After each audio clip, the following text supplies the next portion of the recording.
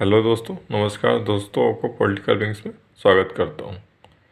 दोस्तों, आज हम मार्क्स के विचारों को देखेंगे कि उन्होंने राज्य के संबंध में क्या विचार दिया, उसके बारे में दोस्तों बात करेंगे। फर्स्ट जो उनका पॉइंट था दोस्तों, अगर उनके पूरे हम सिद्धांत को देखें राज्य के संबंध में, उनका जो विचार था वो राज्य को नेगेटिव ही सिद्धांत था। वो राज्य को अच्छा नहीं समझते थे। अब हम उनके पॉइंट पे आते हैं दोस्तों, उन्होंने क्या क्या बोला था। फर्स्ट जो है, राज्य एक शोषक संस्था के रूप में, और दोस्तों इन्होंने बोला राज्य को एक शोषण करने वाली संस्था के रूप में। अब इन्होंने एक्सप्लेन किया कि राज्य किसी भी युग में सब वर्गों के प्रतिनिधित्व नहीं कर सकता। राज्य उन लोगों का संगठन है जिनका उत्पादन के साधनों पर सदैव ही नियंत्रण रखता है, और जिनके पास उत्पादन के साधनों का अभाव है उन पर राज्य अपना नियंत्रण रखता है।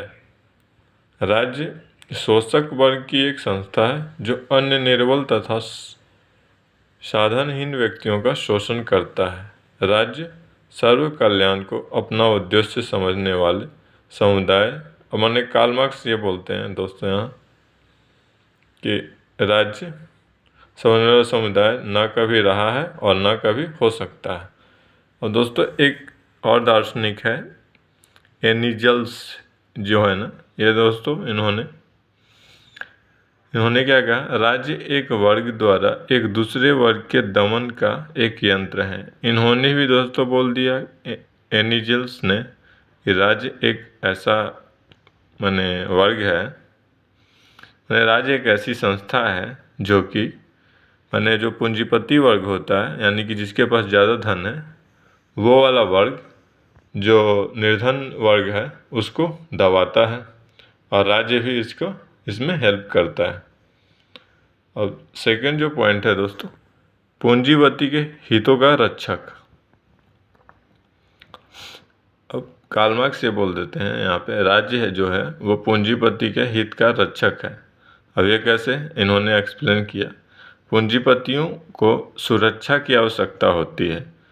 अब ऐसा ही उन्होंने क्यों बोला, क्योंकि पूंजीपति के पास धन रहेगा तो उसके एक वर्ग निर्धन है, तो निर्धन चाहेगा कि हमें धन प्राप्त हो, और तो उस धन की रक्षा के लिए पूंजीपति को सुरक्षा की आवश्यकता होती है। अब अतएव राज्य द्वारा संगठित पुलिस, कानून तथा न्याय विभाग आदि की स्थापना केवल पूंजीपतियों के हितों में ही की जाती है। अब इन्होंने कार्ल मार्क्स ने ये बता दिया कि जो भी संस्था है राज्य की, जैसे पुलिस, जो कानून बना है वो, फिर न्याय विभाग, ये सारी जो संस्थाएं हैं वो पूंजीपति के जो भी अधिकार हैं उसके हित के रक्षा के लिए ही बनाया गया है। और पूंजीपति वर्ग इन सभी साधनों से श्रमिक के हितों का दमन करता है और उनका शोषण करता है। अब जिसके पास दोस्तों पैसा होगा वो देखते ही हो गया समाज में, आप जो गरीब होता है उसको ज़्यादा इज्जत नहीं मिलती है, आप कितना भी ज्ञानी हो, क्योंकि लोग पैसे से काम करवा जाते हैं। तो ये बात है दोस्तों यहाँ पे। तो इन्होंने ऐसा बोला, और क्योंकि इनका जो पूरा ज़िंदगी कार्ल मार्क्स का पैसों के अभाव में गया था, तो इसके कारण ही ऐसा इनका विचार उत्पन्न हो गया, और इन्होंने ऐसा हमेशा उसी नज़रिए से समाज को इन्होंने देखा है। आर्थिक नज़रिया ही इनका रहा हमेशा।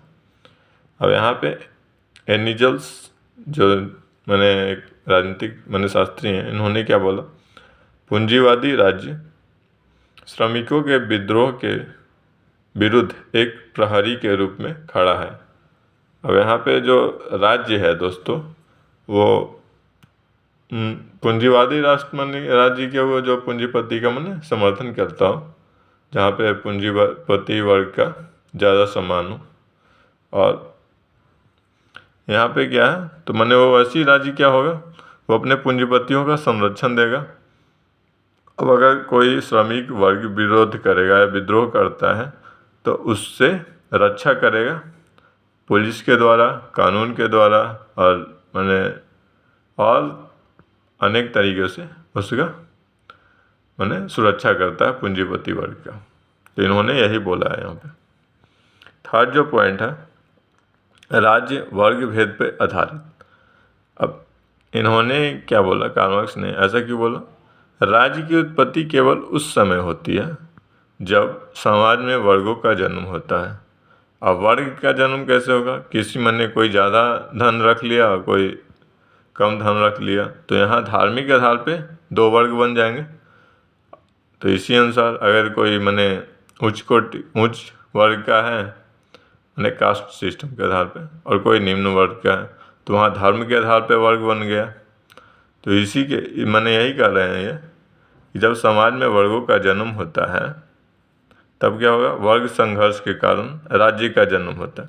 अब दोनों चाहेंगे, दोनों जैसे जो गरीब है वो चाहे कि मैं अमीर बनूं और वो चाहेगा कि जो पूंजीपति है वो चाहे कि मैं और अमीर बनूं।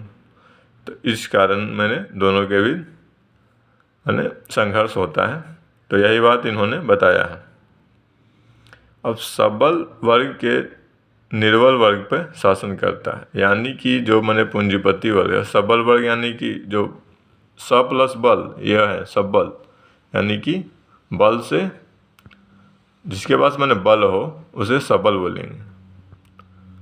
और निर्बल जिसके पास बल नहीं हो, निर प्लस बल ये बना तो निर्बल, जिसके पास मैंने बलहीन यानी कमज़ोर, तो कमज़ोर वर्ग पर शासन करता है। यानी कि जो मैंने मजबूत वर्ग रहेगा वो कमज़ोर पे शासन करेगा।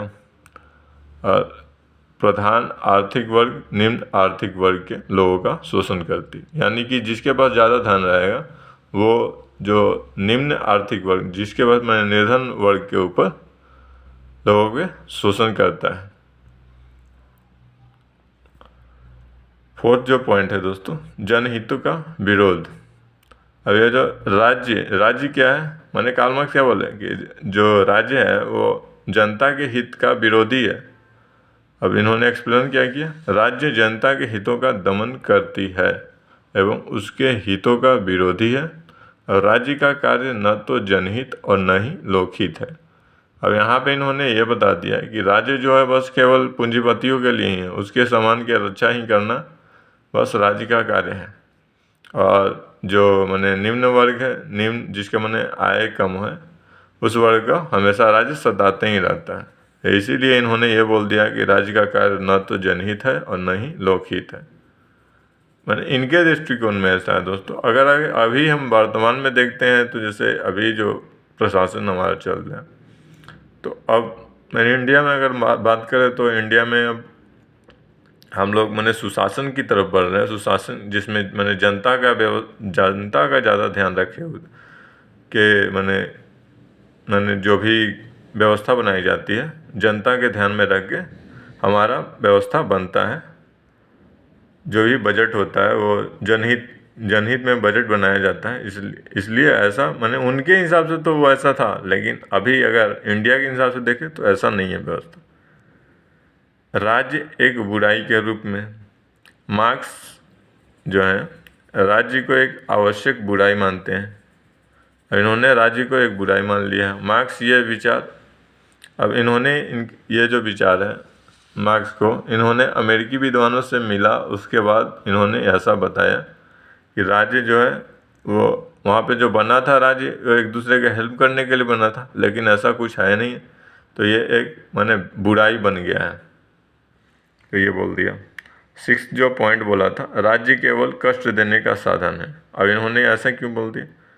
राज्य निर्धन श्रमिकों तथा अन्य असहाय लोगों को कष्ट देने का एकमात्र साधन है।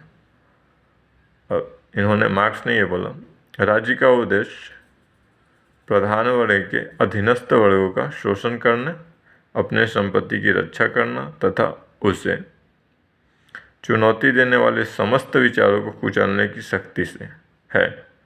और राज्य मैंने इन्होंने बोल दिया कि बस राज्य जो है मन निर्धन को केवल कष्ट ही देता है राज्य, श्रमिक को परेशान करेगा कानून से, पुलिस से, ये सारी व्यवस्था उन्होंने बता दिया। और लाभ किसका होगा, इन्होंने बताया कि पूंजीपति वर्ग है जो उसका यूज करवा के अपना विकास करेंगे, बस यही। तो यही इन्होंने बता दिया है दोस्तों। थैंक यू दोस्तों। ये तो पॉइंट था राज्य के संबंध में मार्क्स का जो विचार था उसके बारे में। और दोस्तों अगर आपको वीडियो पसंद आया तो लाइक करना दोस्तों, शेयर करना और सब्सक्राइब करना। और दोस्तों अगर आपको कैसा वीडियो लगा है, क्या आवश्यकता है, कुछ अगर दिक्कत हुई हो तो आप कमेंट करके बता सकते हो दोस्तों, मैं उसमें सुधार करूँगा। ठीक है दोस्तों। और आपको अगर पसंद आए तो सब्सक्राइब करना चैनल। ठीक है, थैंक यू।